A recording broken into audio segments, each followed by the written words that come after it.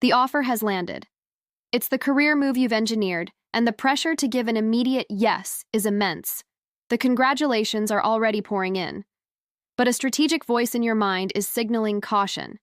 Are these just pre-game jitters, or is your intuition warning you that a single misstep here could derail your entire trajectory? Before you commit to what looks like a monumental win, you need a strategic toolkit. These are the 7 questions you must have answers to. The answers will decode whether this is the launchpad to your empire or a cleverly disguised trap that will cost you valuable time and momentum. Let's be direct. For women, the calculus of career advancement is infinitely more complex. You aren't just climbing the ladder, you're navigating a labyrinth of systemic biases, from pay discrepancies to the glass ceiling of the C-suite.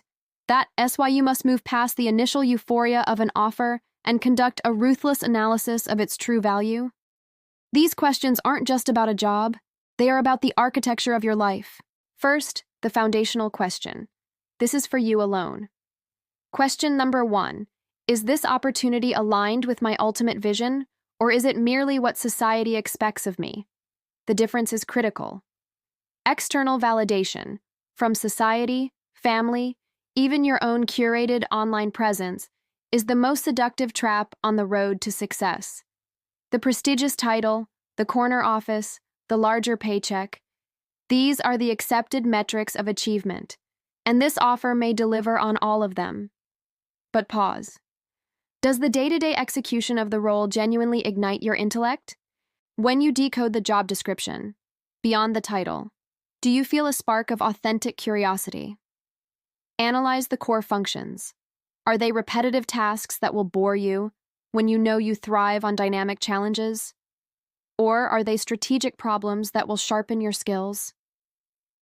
A prestigious title without substance is a fast track to burnout. The most expensive career mistake is to spend a decade conquering a mountain, only to realize your empire was meant to be built in the valley below. This question forces you to divorce external approval from your personal ambition. Your career is a long game. True success is built on work that aligns with your core mission, not just what looks impressive on a resume. Next, we decode the culture. Culture is a nebulous corporate buzzword, so let's get precise. Question 2. Can my authentic self thrive here, or will I be forced to wear a corporate mask? Replay the interviews. Did you feel the need to construct a persona? Did you find yourself code switching, diluting your personality, or reverse engineering your answers to fit their perceived ideal?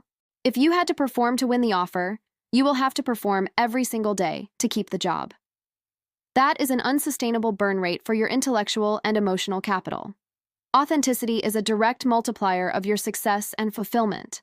A workplace where you must constantly edit your identity or second-guess your communication style is a breeding ground for quiet toxicity. Analyze their behavior. Did they listen with intent, or simply wait for their turn to speak? Were they interested in your capabilities, or did they demonstrate curiosity about how you think? A massive red flag is an interviewer who speaks poorly of former employees. It signals a fundamental lack of respect that permeates the entire organization. An environment that demands you shrink is not a launch pad. It's a cage that will suffocate your potential. Your best work is a non-negotiable byproduct of psychological safety. This next point is non-negotiable. Question 3. Is diversity a marketing slogan, or is it embedded in the architecture of power? We're talking about hard evidence, not a performative sentence on their careers page. Go to their website and analyze the leadership team. Who holds the real power? If the C-suite and board of directors are homogeneous, that is a critical data point. It indicates that while they may hire for diversity, they do not promote for it. This reveals hidden bottlenecks that will make your own advancement exponentially more difficult. During the interview, how did they respond to a direct inquiry about DEI? A vague, rehearsed answer like, "We believe in diversity of thought," is a signal that it's just corporate jargon. A genuinely inclusive organization will provide concrete data, metrics on promotion velocity for underrepresented staff, the influence of their employee resource groups, and the systems in place to ensure equitable advancement. This is where you apply pressure. Ask directly, can you provide an example of how a woman with a similar profile to mine has been developed and promoted within the company? Their ability, or inability to answer, reveals everything. You are not just being evaluated, You are conducting a strategic audit of their culture. Joining a company that only talks the talk is positioning yourself for a strategic dead end. The paradigm of work has shifted. Your expectations must shift with it. This brings us to question 4. Does the culture value measurable output over performative office politics? The new era of work proved that flexibility isn't a perk. It's a core component of a modern, high-trust environment. For many women who disproportionately carry responsibilities outside of the office, autonomy is the key to a sustainable, high-performance career. But beware the illusion of flexibility, a mirage that often conceals a culture of digital presenteeism, where your value is measured by your online status, not your results. You must become a detective. Ask specific, scenario-based questions. Walk me through the rhythm of a typical week for this team. Or, how does the team manage and resource urgent requests that arise outside of standard working hours? Observe their reaction. Defensiveness is a bad signal. Listen for code phrases like, "We're a fast-paced environment," or the classic, "We're like a family." This is often code for, "We have no boundaries and expect your total commitment." True flexibility is built on trust, not surveillance. If the offer is vague on policies for remote work, flexible hours, or PTO, demand clarification in writing. Your time and well-being are your most valuable assets. Do not allow them to be devalued. Let's talk about compensation. This is about more than a number. It's about a principle. Question 5.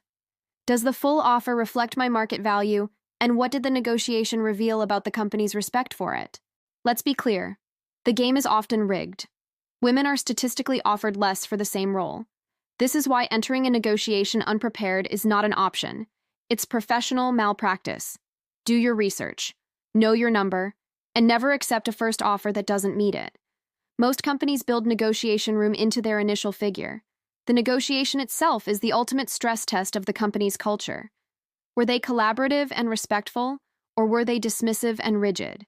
A company that lowballs you or makes you feel unreasonable for demanding your market value is showing you exactly how they will value you once you are inside the organization.